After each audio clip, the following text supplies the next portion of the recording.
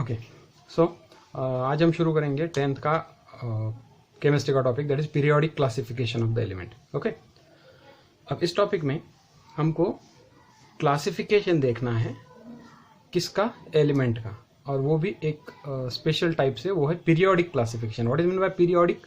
Period मतलब ऐसी चीज होती है जो एक फिक्स टाइम के बाद वापस आती है, उसको बोलते हैं repetition of a certain thing after a fix interval. अगर कोई चीज एक सर्टन टाइम के बाद वापस आती है तो उसको बोलते हैं रिपीटेशन। ओके, और periodicity we can call it. तो हमको क्लासिफिकेशन देखना है in that manner, periodic classification, और किसका? तो एलिमेंट का। ओके, तो सबसे पहले हमको मालूम चाहिए what is element. Okay, what is element? तो बेसिकली हमको ये चीज मालूम है कि दुनिया में जो भी चीजें हैं they are known as matter. और ये 9th में हमने पढ़ा हुआ है कि मैटर दो तरह के होते हैं, एक होता है प्योर मैटर और एक होता है नॉन प्योर मैटर। ओके, एक होता है प्योर और एक होता है नॉन प्योर।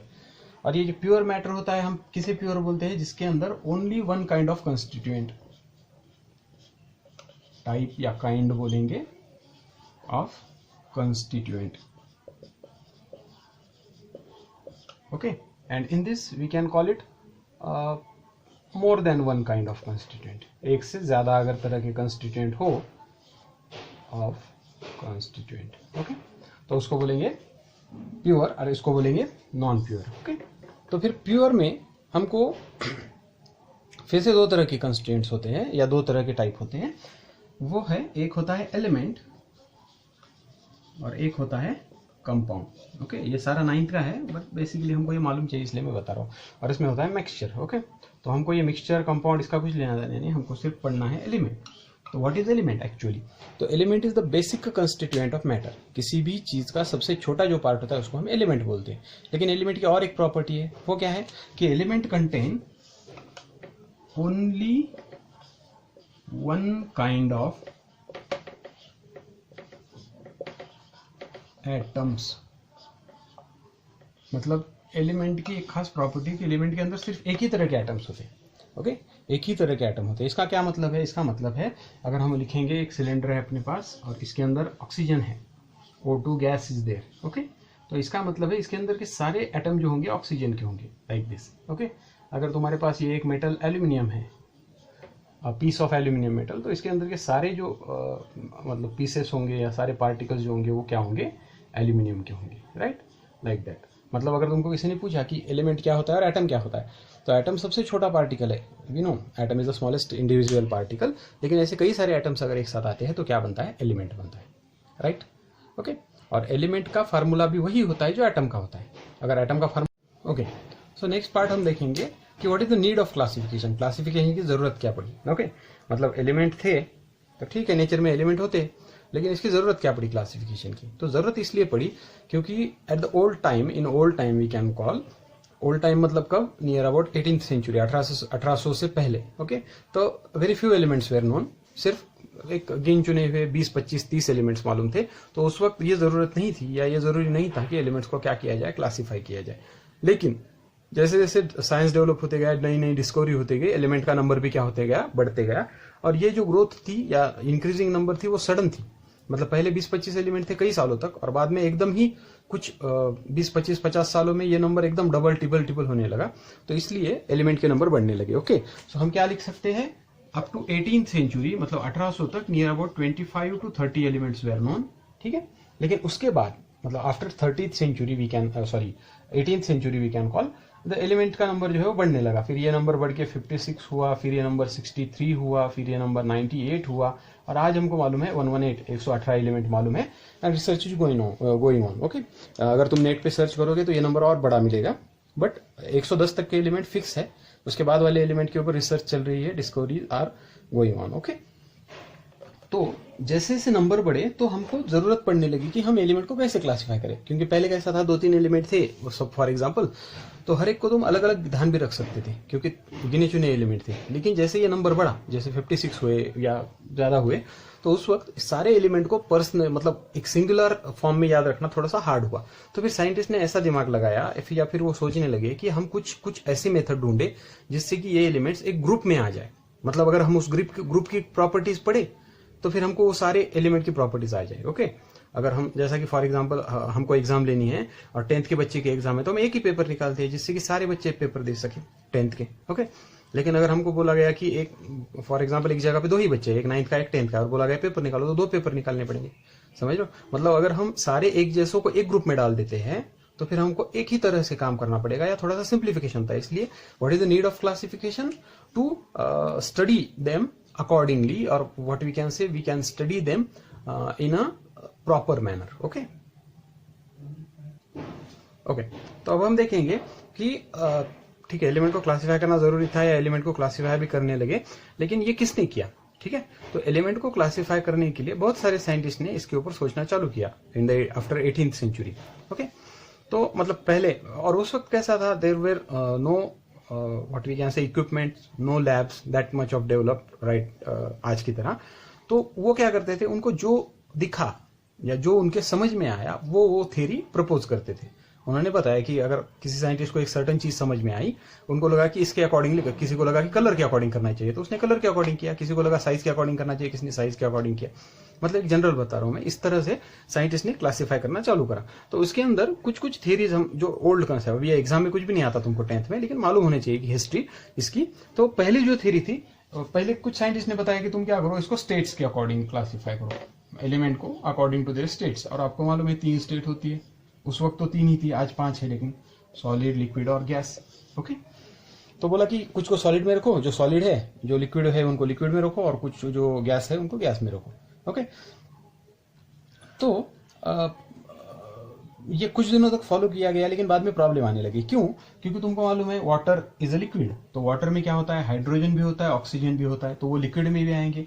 और वही वाटर जब वेपर फॉर्म में चला जाता है तो वही गैस में भी आएंगे। वही वाटर जब सॉलिड बनता है, आइस, तो वो यहाँ पे भी आए जाएंगे। कार्बन जो होता है वो सॉलिड लकड़ी में भी कार्बन होता है, और कार्बन जो होता है वो गैस, CO2 गैस में भी होता है, तो कार्बन यहाँ पे भी आ जाएगा। मतलब एक ही एलिमेंट 2-2, 3-3 जगह पे आने लगे, ओके। तो इस वजह से ये जो थ्योरी है वो क्या हो गई, reject, this theory was not followed.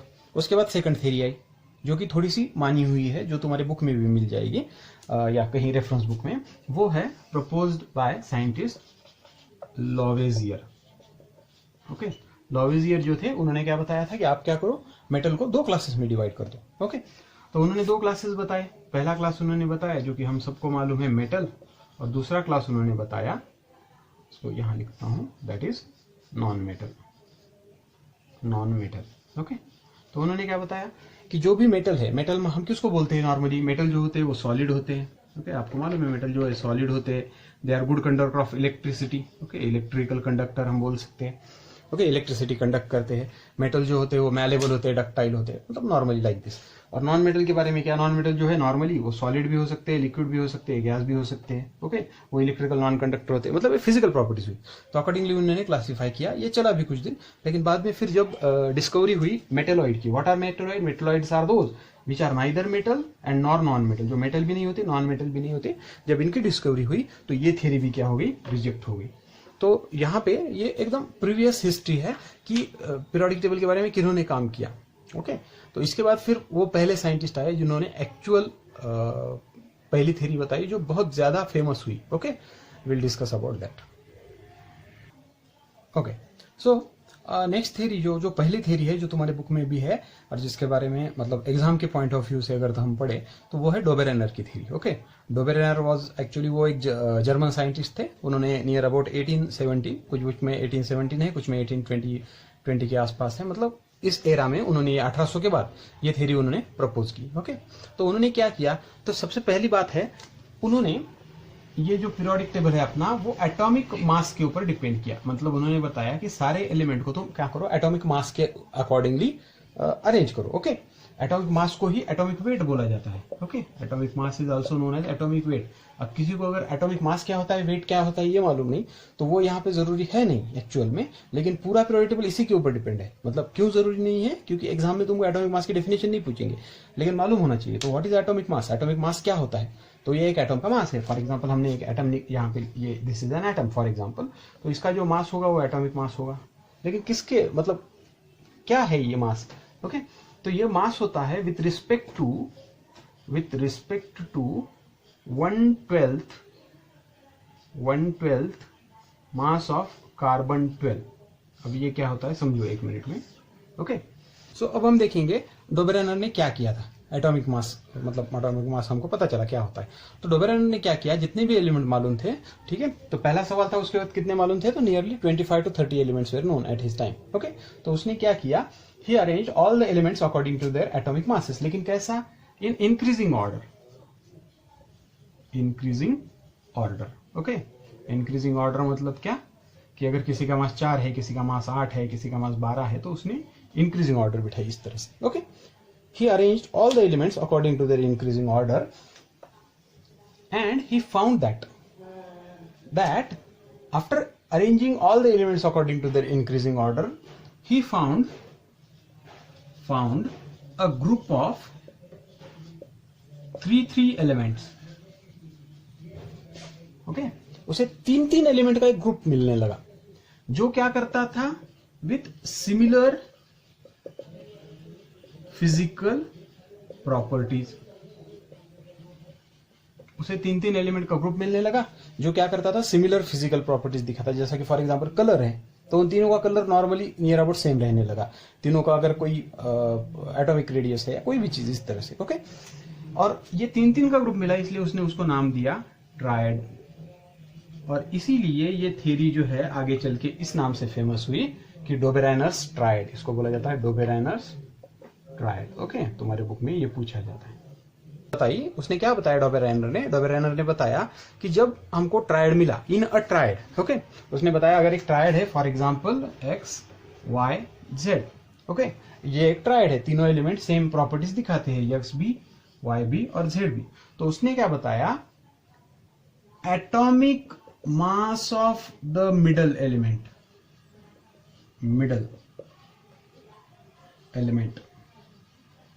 Okay, atomic mass of middle element, कौन है मिडल एलिमेंट यहाँ पे, y, इज अप्रोक्सीमेटली इक्वल। ये साइन किसका है, अप्रोक्सीमेटली इक्वल, एग्जैक्ट इक्वल नहीं, एग्जैक्ट इक्वल मिला तो अच्छा ही है, पर approximately equal to the average of the other two. Okay, average of the other two is approximately equal to average of other 2 elements.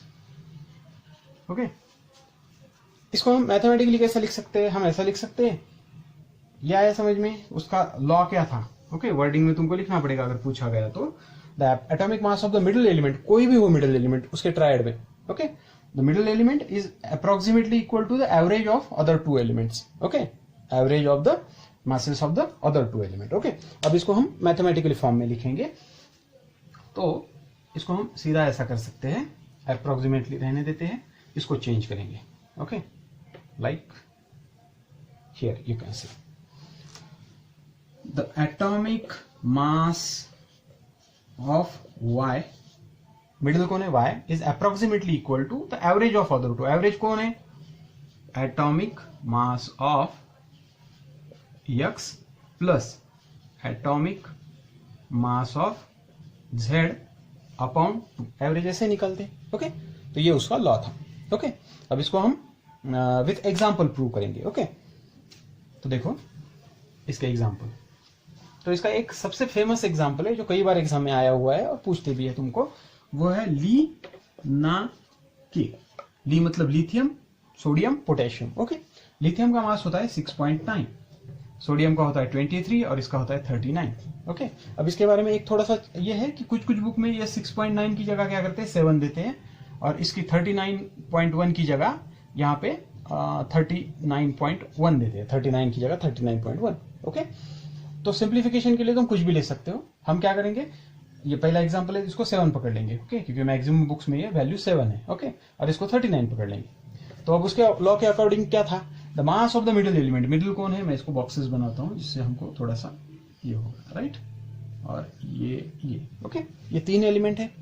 तो अकॉर्डिंग टू दैट लॉ क्या था, एटॉमिक मास ऑफ मिडिल कौन है, sodium, is equal to average of the other 2। मतलब क्या, atomic mass of lithium plus atomic mass of potassium upon 2। तो ऐसा है क्या, हमको देखना पड़ेगा। तो मैं यहां पे करता हूं, चलो।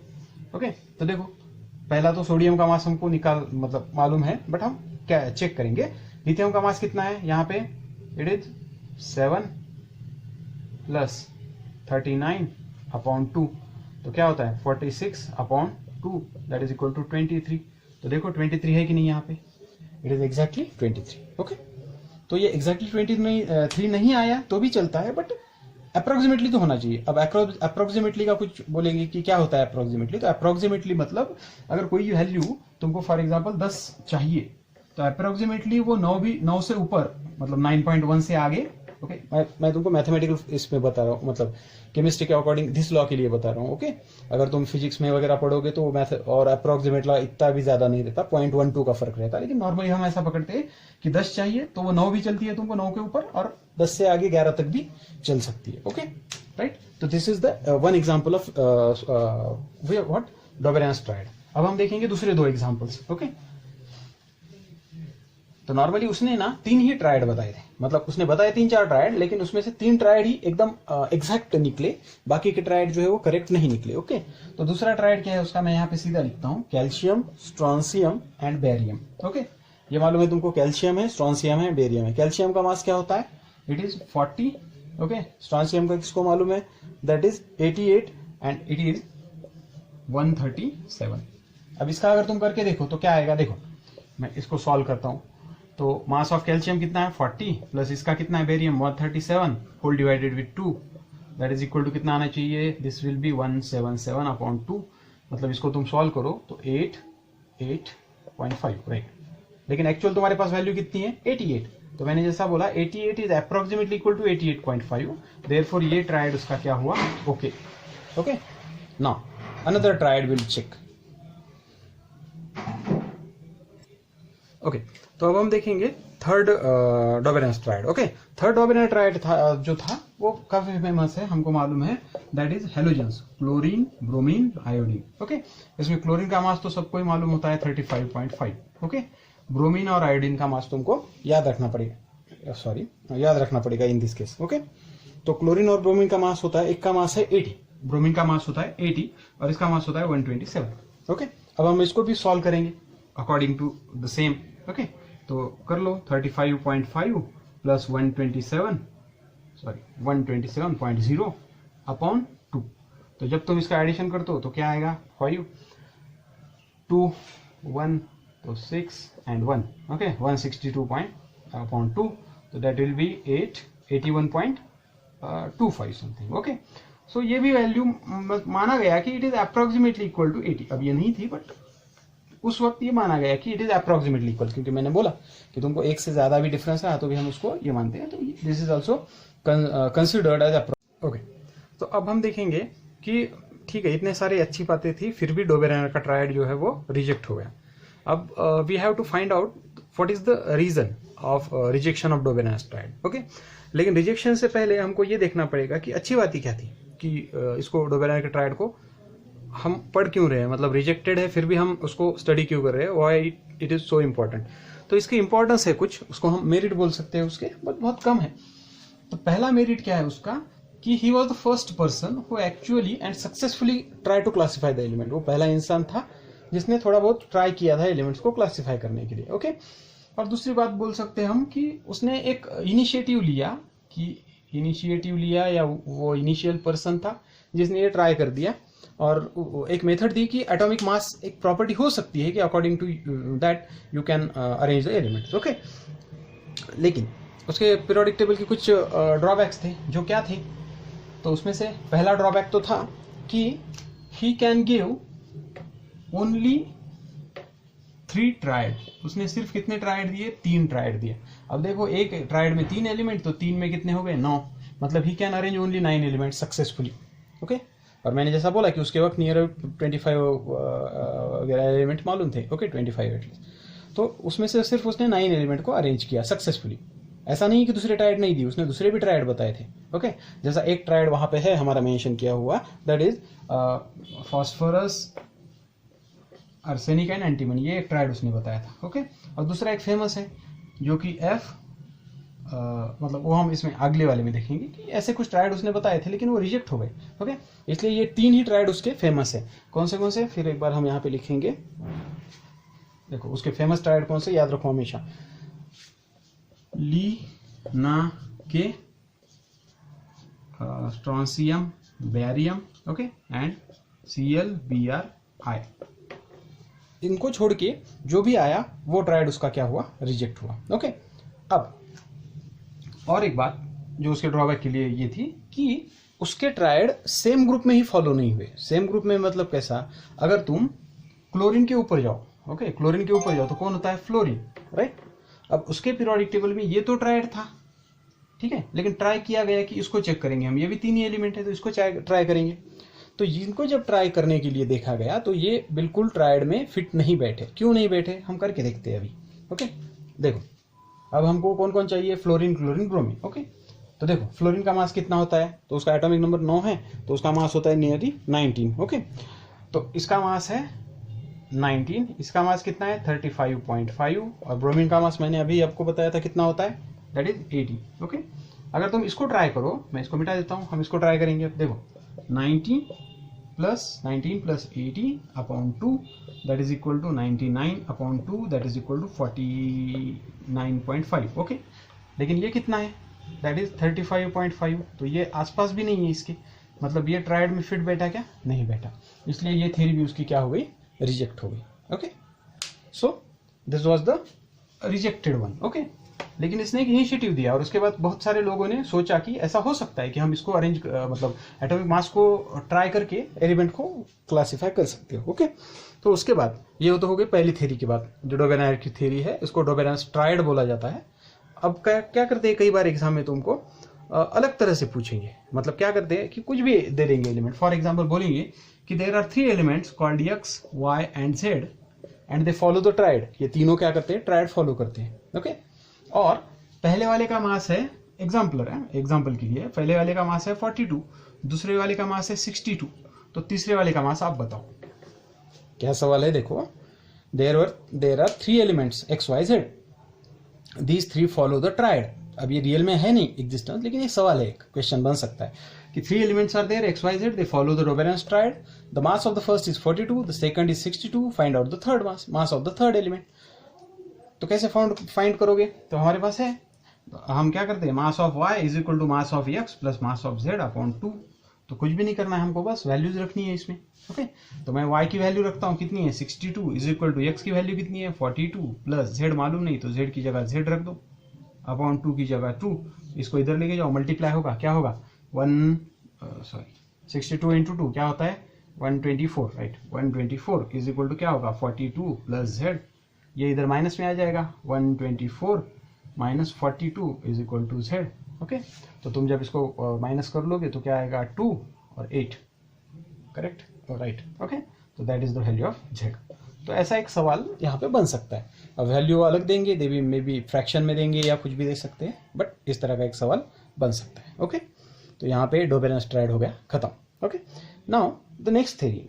सो अब हम देखेंगे Newlands octave. Okay, Newland was the second scientist who successfully arrange all the elements, okay, और try to arrange all the elements we can say. Okay, वो सेकंड इंसान था। न्यूलैंड एक ब्रिटिश साइंटिस्ट था। 1865 में उसने अपनी थ्योरी दी, मतलब डोबेनायर के 30-40 साल बाद नियर अबाउट। ओके, इसने भी वही किया, मतलब क्राइटेरिया जो था वही था, क्या था कि arrange all the elements according to their increasing atomic masses. Okay, increasing atomic masses. Okay, उसने भी एलिमेंट को क्या किया, इंक्रीजिंग एटॉमिक मासेस में अरेंज किया, लेकिन इसने ट्रायड को इंपॉर्टेंस नहीं दी। क्यों नहीं दी, क्योंकि ट्रायड तो ऑलरेडी मालूम थे, ये मालूम था कि ट्रायड किस तरह से होते हैं, क्योंकि ट्रायड ऑलरेडी प्रपोज किए हुए थे और बाद में रिजेक्ट भी हो गए थे। ओके, तो इसने क्या किया, एलिमेंट को तो अरेंज किया according to increasing atomic mass, लेकिन इसने खुद का मतलब एक लॉजिक लगाया और उसे ये पता चला कि when elements are arranged according to their increasing atomic masses, the properties of every first element resemble with properties of every eighth element। इसका क्या मतलब है, देखो उसने क्या बताया कि एलिमेंट को अरेंज करो according to increasing atomic mass, लेकिन जो पहला एलिमेंट था उसकी जो प्रॉपर्टीज होती है वो 8वें एलिमेंट के साथ होंगी। इसका मतलब क्या है, हर पहले एलिमेंट की प्रॉपर्टी हर 8वें एलिमेंट के साथ मैच करेगी, हर पहले एलिमेंट की प्रॉपर्टी हर 8वें एलिमेंट के साथ मैच करेगी, और इसी को एक नाम दिया गया ऑक्टेव्स। ठीक है, पहले जैसा 3 का ग्रुप था तो ट्रायड बोला था, इस बार कुछ ना कुछ 8वें नंबर का या 8 का कुछ रिलेशन है, इसलिए इसको ऑक्टेव बोला गया। अब ये ऑक्टेव जो है ना वो आया म्यूजिक से। म्यूजिक में आपको मालूम है म्यूजिक में 7 सुर होते हैं, जैसा कि सा, रे, गा, मा, प, ध एंड नी, और उसके बाद फिर से आता है सा। अगर तुम इसको नंबर दो 1 2 3 4 5 6 7, तो 8वां सुर फिर से सा है। तुम देखो पहला सुर और 8वां सुर सेम है, सा सा। ऐसा ही उसने एलिमेंट के बारे में करा। उसने क्या किया, एलिमेंट को अरेंज किया, ये ठीक है, लेकिन एलिमेंट को अरेंज करने के बाद उसको ये पता चला, ये चीज़ पता चली कि पहले एलिमेंट की प्रॉपर्टीज 8वें एलिमेंट के साथ मैच होती है, मिक्स होती है, रिजेंबल करती है। और ये जो प्रॉपर्टी है ये म्यूजिक में से आई। मतलब म्यूजिक में ऐसा होता है कि 7 सुर होते हैं और 8वां सुर पहले सुर जैसा होता है, सिमिलर एग्जैक्टली। तो वैसा ही उसने म्यूजिक में एलिमेंट के बारे में लगाया, और इसलिए उसके रूल को नाम दिया गया न्यूलैंड्स ऑक्टेव। ओके, अब तो उसने क्या बताया, अब देखो मैं ये मिटा देता हूँ। तो अगर स्टेटमेंट लिखना है तो हम क्या लिख सकते हैं, Newland arranged elements according to their increasing atomic masses and found that the properties of the first element are exactly similar or resemble with the properties of the 8th element. Okay, पहले element की properties और 8वें element की properties जो है वो क्या करती है, थोड़ी सी मैच कर जाती है। ओके, मैच करती है, ऐसा उसने बताया। ओके, तो अब इसको टेबलाइज, उसने टेबुलर फॉर्म दिया था तो हम भी उसको टेबल के फॉर्म में लिख लेंगे। तो कैसा था टेबल फॉर्म, देखो ये पहले फॉर एग्जांपल ये म्यूजिक के साथ था तो हम म्यूजिक के साथ लिख लेंगे उसको, जैसा कि सा, रे,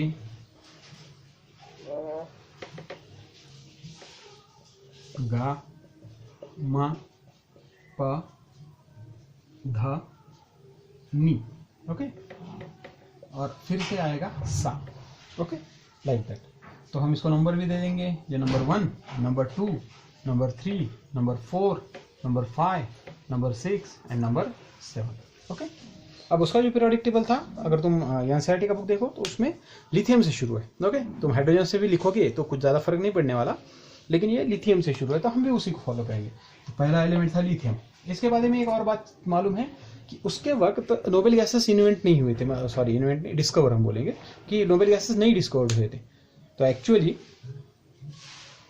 लिथियम आने के बाद यहाँ पे आएगा beryllium, boron, carbon, nitrogen, oxygen, और यहाँ पे आएगा फ्लोरीन। अब एक्चुअली एक्सपेक्टेड क्या था, फ्लोरीन के बाद कौन आना चाहिए था, फ्लोरीन के बाद आना चाहिए था नियॉन, लेकिन उसके वक्त मालूम ही नहीं था, नियॉन इन्वेंट ही नहीं हुआ था। तो नियॉन के बाद आने वाला कौन है, दैट इज सोडियम। तो हम यहाँ पे लिखेंगे सोडियम, सॉरी सोडियम के बाद आता है magnesium, aluminium, silicon, phosphorus, sulphur, chlorine. यहाँ पे फिर आर्गन आना चाहिए था, आर्गन नहीं था, आर्गन को निकाल दो तो कौन आया फिर, पोटेशियम, देन कैल्शियम। ओके, अब यहाँ तक इसका पीरियोडिक टेबल एकदम 100% राइट था, लेकिन कैल्शियम के बाद इसका पीरियोडिक टेबल फेल कर गया।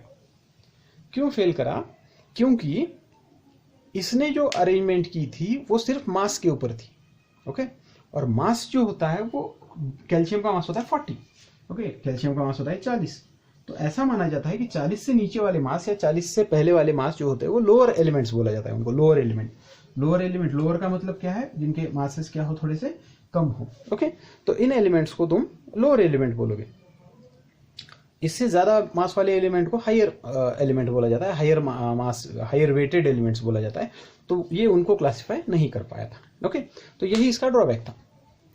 अब इसने जो प्रॉपर्टी बताई वो हम चेक करेंगे। उसने क्या बताया था कि पहले एलिमेंट की प्रॉपर्टीज जो होती है, आओ तुम यहाँ से 1 2 3 4 5 6 7 और 8। तो अब देखो तुमको मालूम है लिथियम भी मेटल है और सोडियम भी मेटल है। ओके, दोनों की प्रॉपर्टी सेम है, हमको मालूम भी है लिथियम, सोडियम, पोटेशियम सारे एक जैसी प्रॉपर्टी दिखाते हैं।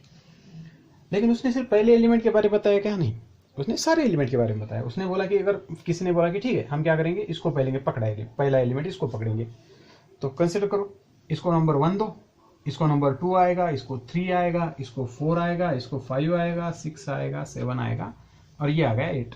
और हमको ये भी मालूम है कि नाइट्रोजन की प्रॉपर्टीज और फास्फोरस की प्रॉपर्टी जो होती है वो सिमिलर होती है। ये तुम आगे पढ़ोगे पीरियोडिक टेबल में। ओके, तो इस पीरियोडिक टेबल में जब तुम नाइट्रोजन और फास्फोरस को अरेंज करते हो तो ये भी यहाँ से अगर कंसिडर करो तो ये 8वां एलिमेंट है, इससे तुम स्टार्ट करो तो ये 8वां एलिमेंट है, इससे स्टार्ट करो तो ये 8वां एलिमेंट है, इससे स्टार्ट करो तो ये 8वां एलिमेंट है। इस तरह से न्यूलैंड पीरियोडिक टेबल जो है वो पहले और 8वें के बीच में रिलेशन बताता है। ओके, तो ये था न्यूलैंड का एक्चुअल ऑक्टेव। ओके, अब हम देखेंगे कि इसके मेरिट्स क्या थे। Okay,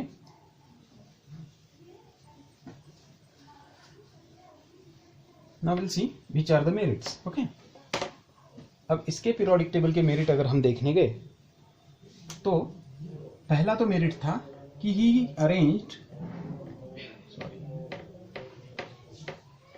more elements than डोबेरेनर,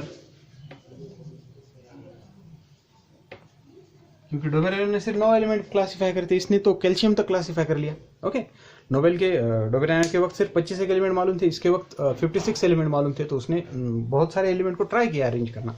okay, लेकिन फिर भी इसकी थ्योरी रिजेक्ट हो गई। तो क्यों रिजेक्ट हुई? तो उसका रीजन है सबसे बड़ा, एक तो रीजन है he can not arrange. Okay, तो मेरिट तो एक ही है इसका। अब हम लिखेंगे इसके डीमेरिट। ओके, इसके लिखेंगे डीमेरिट। तो इसका एक डीमेरिट है पहला कि can't arrange all known elements, जितने भी मालूम थे उन सबको ये क्लासिफाई नहीं कर पाया।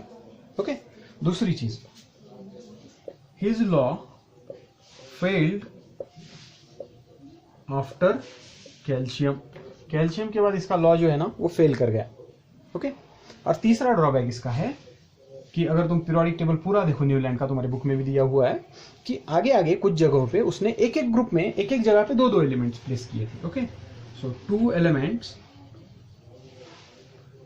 एट 1 प्लेस, एक ही जगह पे उसने दो दो एलिमेंट को रखा था। ओके, तो ये उसके कुछ ड्रॉबैक है।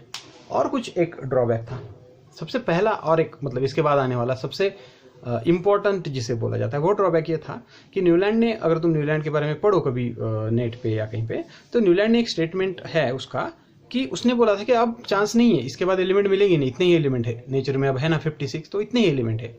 ओके, लेकिन ऐसा था क्या? नहीं था, बाद में कुछ एलिमेंट मिल गए और। ओके, तो यहाँ पे इसका लॉ फेल हुआ। तो किस तरह से देखो,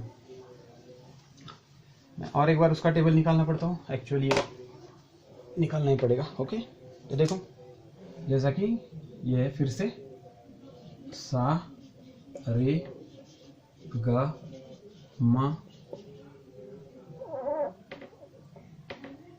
प ध एंड नी। ओके, राइट, ये है 7। तो एलिमेंट कैसे अरेंज करे उसने? Lithium, beryllium, boron, carbon, nitrogen, oxygen, fluorine. उसके बाद यहाँ पे sodium, magnesium, aluminium, silicon, phosphorus, sulphur, chlorine. उसके बाद पोटेशियम, कैल्शियम। ओके, सबसे बड़ा प्रॉब्लम तब आया जब नोबेल गैसेस ढूंढे गए।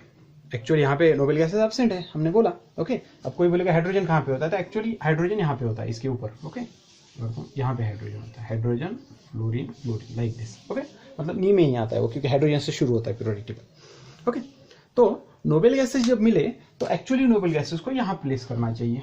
ठीक है, इसके बाद तो फ्लोरीन के बाद कौन आएगा? नियॉन, यहाँ पे कौन आएगा? आर्गन, और यहाँ पे कौन आएगा? हीलियम। अब अगर तुम नंबर दो तो अब क्या हो जाता है? देखो, हमने अब तक क्या बोला था कि इसकी प्रॉपर्टीज इसके साथ मैच करती थी। अब तक जब नोबेल गैसेस नहीं थे तो पहले की प्रॉपर्टी दूसरी, तीसरी, चौथी, 5, 6, 7 और 8वें के साथ मैच कर रही थी। लेकिन जब इनर्ट गैसेस ढूंढे गए, नोबेल गैसेस ढूंढे गए, तब क्या होने लगा? देखो, अगर तुम इसको नंबर 1 दो, 1 2 3 4 5 6, ये 7 और ये 8, मतलब 8 के बाद आने वाला कौन है यहाँ पे? सोडियम। अगर लिथियम से शुरू करो 1 2 3 4 5 6 7 8 और 9, मतलब पहले की प्रॉपर्टी किसके साथ मैच होने लगी? 9वें के साथ। उसने क्या बोला था? पहले की प्रॉपर्टी किसके साथ मैच होती है? 8वें के साथ। और 8वें के साथ मैच होती है, इसलिए हमने नाम दिया था ऑक्टेव। अब 9वें के साथ हो गई तो ऑक्टेव नाम ही नहीं बचा। उसने जो लॉ बताया था कि ऑक्टेव होता है वही नहीं बचा, तो लॉ किस काम का? तो इसलिए ये लॉ रिजेक्ट हो गया। ये एक रीजन था। फिर भी तुम बोलोगे कि ठीक है हम 8 को एडजस्ट करेंगे, तो और एक हुआ कि बाद में कई सारे एलिमेंट मिले, क्योंकि हमने अभी बोला कि उसने बोला था कि वो चांस नहीं है, अब 56 है ना, इतने एलिमेंट रहेंगे, लेकिन बाद में और ज़्यादा एलिमेंट मिले, बाद में 36 मिले, बाद में 98 हुए, और आज 118 एलिमेंट्स है। Okay right, so this is the Newlands periodic octave we can say. एक और चीज़ जो इम्पोर्टेंस है, कई बार ये भी कई शॉर्ट में या कहीं भी पूछी जा सकती है, ये थोड़ा सा मतलब क्या बोलते हैं हम, जो ये बोलते हैं ना थिंकिंग का क्वेश्चन है, हाई ऑर्डर थिंकिंग जिसको बोलते हैं, वैसा कि is there any relation in between Newlands octave and Dobereiner's triad. क्या पूछते हैं तुमको, is there any relation in Newlands octave and Dobereiner's triad, तो है क्या, तो है, और क्या है यहीं पे है, तुम देखो लिथियम सोडियम पोटेशियम, ये क्या है, लिनाके, हमने अभी लिनाके कहाँ पे पढ़ा था, डोबेरॉन्स ट्रायड में। मतलब डोबेरॉन्स ट्रायड भले ही रिजेक्ट हुआ हो, लेकिन डोबेरॉन्स ट्रायड रॉन्ग था क्या, नहीं था, जितना बताया वो करेक्ट था। देखो लिनाके यहाँ पे भी है, अगर तुम उसको रॉन्ग बोलते तो ये भी रॉन्ग हो जाता, वो करेक्ट था, ये अगर करेक्ट है तो वो भी करेक्ट था, तो वो करेक्ट था, लेकिन उसमें कुछ लिमिटेशंस थे, उसमें कुछ ड्रॉबैक्स थे, इसलिए वो रिजेक्ट हो गया था। ओके, सो यहाँ पे खत्म हो जाता है ये what we can say Newlands octave. Okay, अब हम देखेंगे नेक्स्ट पीरियोडिक टेबल जो सबसे ज्यादा फेमस है और माना जाता है आज भी, उसको ही मेन माना जाता है, वो है मेंडलीव्स पीरियोडिक टेबल। ओके, लेकिन हम क्या करेंगे, मेंडलीव्स पीरियोडिक टेबल के पहले एक छोटी सी बात और पढ़ लेंगे, that is Lothar Meyer's periodic table. Okay, जो कि तुम्हारे बुक में है नहीं, लेकिन जब तुम 11th में जाओगे तो भले तुमको ये पढ़ना ही पड़ेगा, लोदरमेयर। ओके, तो देखो लोदरमेयर पीरियोडिक टेबल, एक्चुअली टेबल नहीं था, लोदरमेयर्स हम बोलेंगे periodic law. Okay, periodic law, ये सुनो, ये 10th के एग्जाम के लिए है नहीं, जस्ट है बुक में, रेफरेंस बुक में है सारे, बहुत सारे, इसलिए मैं बता रहा हूँ। ओके, तो जस्ट सुनो एज ए एक्स्ट्रा इन्फॉर्मेशन। तो लोदरमेयर भी एक साइंटिस्ट था, मेंडलीव जो था वो रशिया का साइंटिस्ट था, और लोदरमेयर जर्मनी का था, तो दोनों अपने अपने इस पे काम कर रहे थे। लोदरमेयर की थ्योरी वैसी ही डिपेंड थी, और मेंडलीव की भी वैसी थी। ओके, तो देखो मेंडलीव ने क्या किया, लोदरमेयर ने क्या किया, लोदरमेयर ने एक ग्राफ किया, curve, Lothar Meyer plotted a curve, curve मालूम है तुमको, ग्राफ या कर्व बोला जाता है, और उसका कर्व कैसे था, एटॉमिक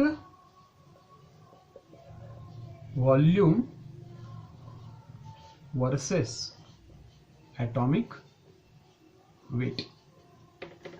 ओके, उसने क्या किया, जितने एलिमेंट मालूम थे उस वक्त, okay 56 element near about, sorry 63 elements मालूम थे, तो उसने क्या किया, उन सारे एलिमेंट का एटॉमिक वेट लिया, as well as atomic volume लिया। वॉल्यूम मालूम है तुमको, volume area, okay, area volume, okay like that, atom जो है ना स्फेरिकल होता है, तो इस वजह से। ओके, तो एटॉमिक वॉल्यूम और एटॉमिक वेट दोनों लिए, और उनका एक ग्राफ बनाया। ओके, मतलब हम जैसा XY पे ग्राफ निकालते हैं वैसा। ओके,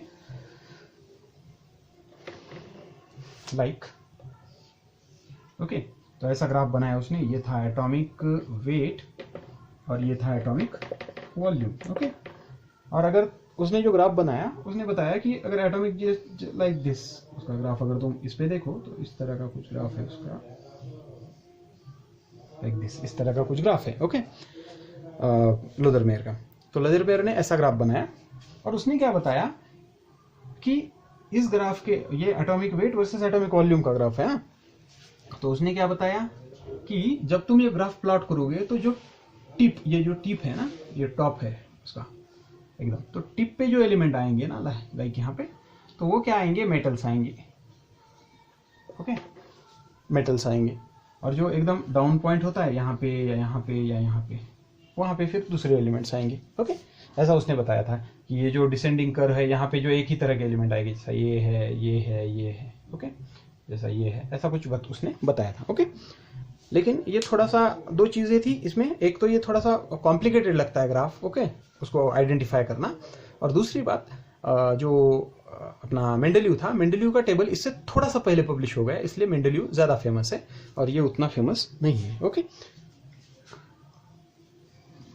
नेक्स्ट, तो फिर अब आएंगे हम एग्जाम के पॉइंट ऑफ व्यू से कि लोदरमेयर को नहीं, ठीक है, अगर तुम पढ़ोगे नेट पे तो लोदरमेयर और मेंडलीव के बारे में, मतलब इन दोनों में बहुत दिनों तक ये चलता रहा कि किसका पीरियोडिक टेबल रॉन्ग है, राइट है, ओके। दोनों में झगड़ा चलता रहा और ये कई दिनों तक चला ये प्रोसेस।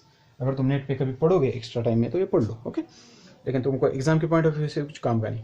अब हम देखेंगे मेंडेलिव्स पीरियोडिक टेबल, ओके। उसका पूरा नाम था दिमित्री मेंडेलीव, ओके।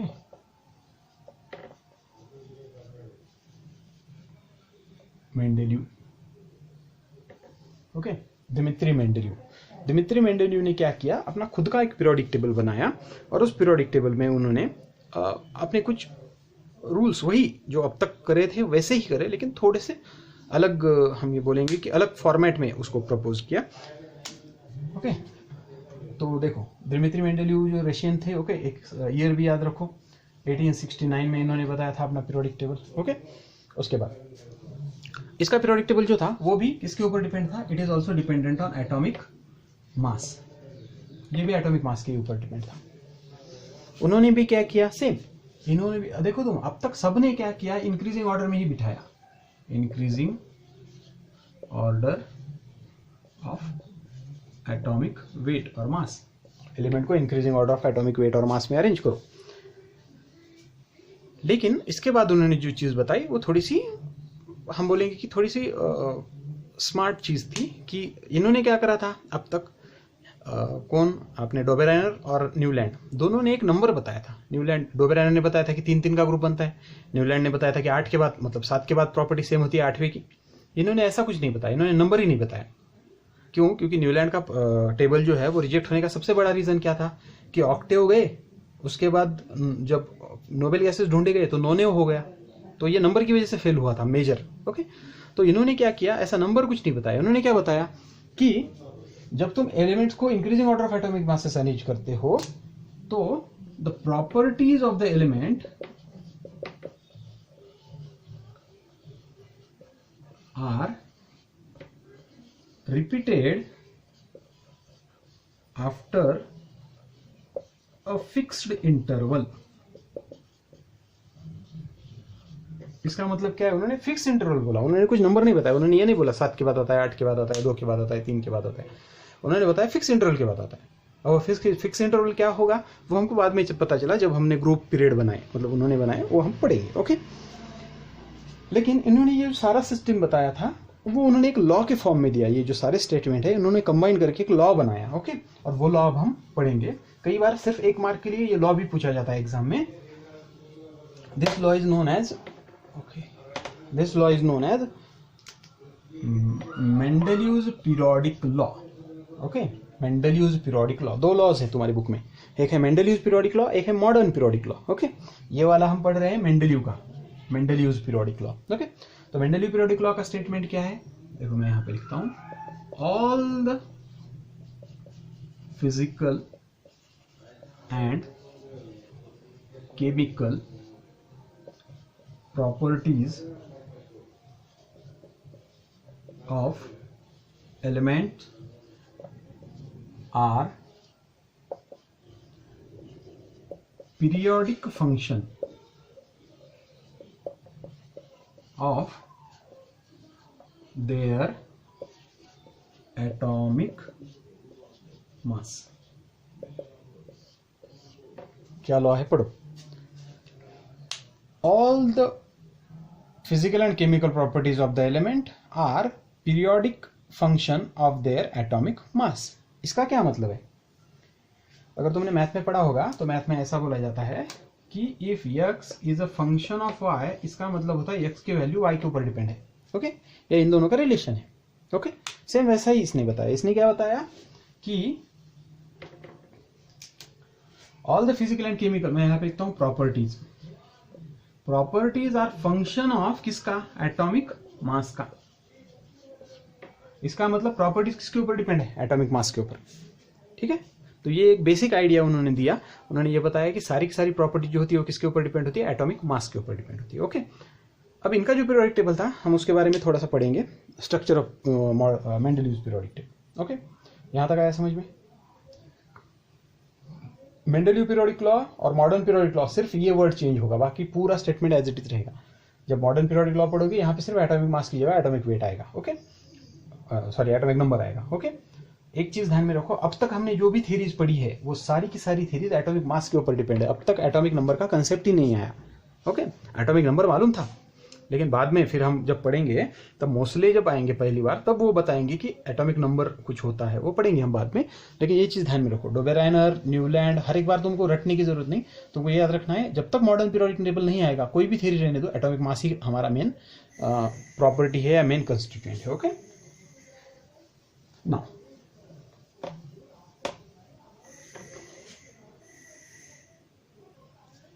ओके, तो अब हम देखेंगे मेंडलीव पीरियोडिक टेबल का स्ट्रक्चर कैसा था। ओके, तो मेंडलीव पीरियोडिक टेबल का जो स्ट्रक्चर था वो एक रफ में बनाता हूं, इस तरह का स्ट्रक्चर था। ओके, इसमें क्या थे, इसमें 8 वर्टिकल कॉलम्स थे।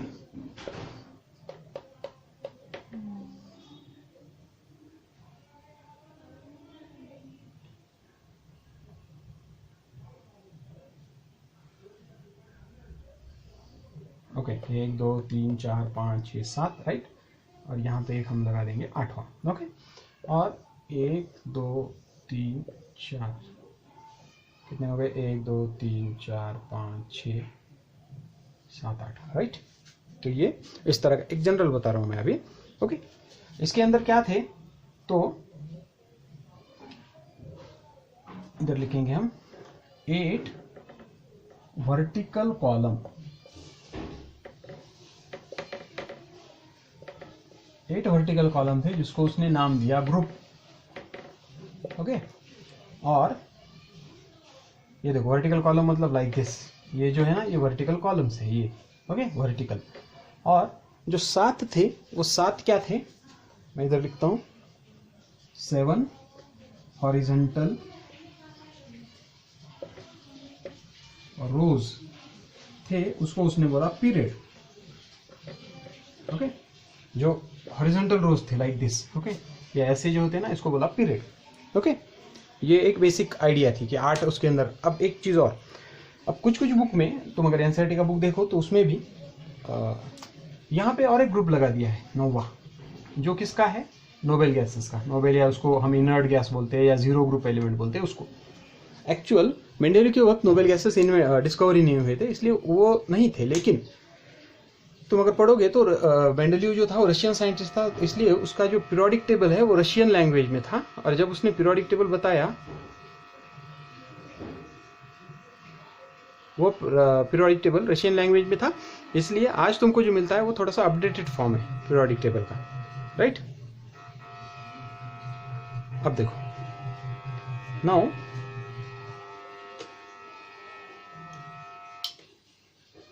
ओके, तो अब ये जो पीरियोडिक टेबल है इसमें और कुछ उसने चेंज, मतलब कुछ उसके खास बातें थी। वो क्या थी कि ग्रुप नंबर, मैं इसको थोड़ा सा रब कर देता हूँ अभी। ओके, इसको मिटा देता हूँ मैं।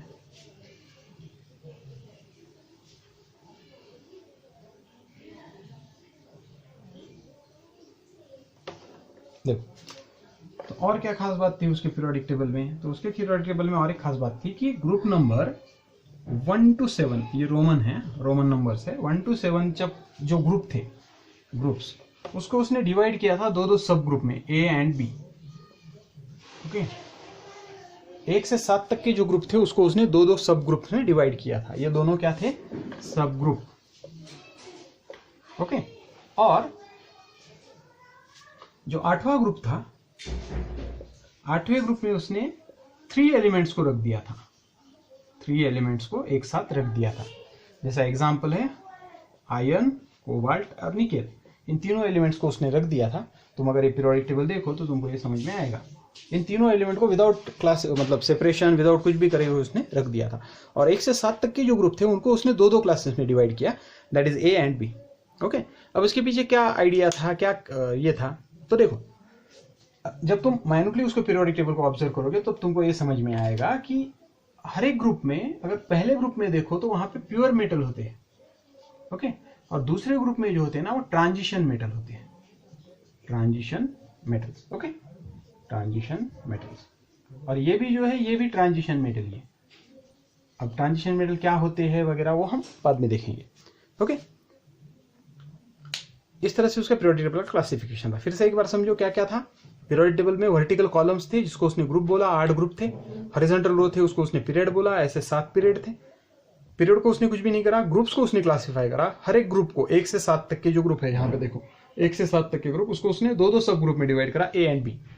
ओके, और ये जो है 8वां ग्रुप, उसको उसने 3 एलिमेंट रखे उसके अंदर। तुम अगर पीरियोडिक टेबल देखो तो 8वां ग्रुप बहुत बड़ा है क्योंकि उसके अंदर 3 एलिमेंट है और बाकी उसमें एक ही एलिमेंट है। ओके, तो इस तरह से ये जनरल स्ट्रक्चर है किसका, मेंडलीव्स पीरियोडिक टेबल का। ओके, अब मेंडले का पीरियोडिक टेबल, ठीक है।